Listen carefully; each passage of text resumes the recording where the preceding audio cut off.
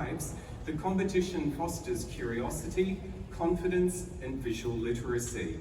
It reflects the Art Gallery's commitment to supporting artistic development at every stage and making sure everyone feels welcome here at the Art Gallery.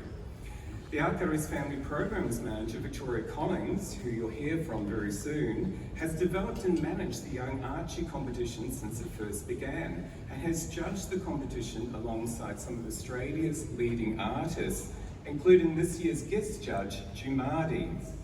Among the finalists, we have a mix of single, double and even triple portraits, including 12 self-portraits, 6 mums, 10 dads, 1 sister, 7 brothers, 5 friends, 3 teachers, 8 granddads, 5 grandmas, 4 uncles, and a couple of cousins.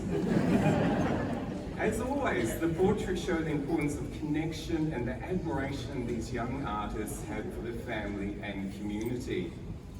Seeing these wonderful artworks, I'm sure you'll agree that the future of art is in safe hands, and I look forward to some of our young artists being Archibald finalists in the future as well. ANZ's been sponsoring the Archibald Prize for 17 years, the Wynne and Sullivan Prizes as well, and then the Young Archie since inception for the past 14 years.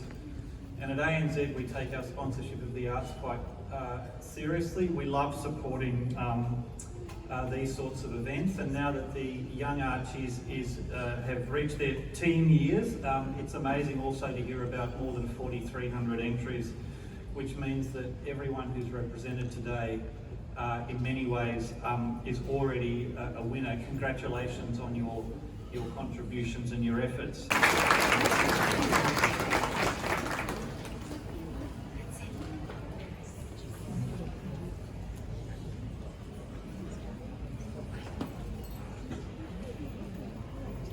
Well done, guys. Big round of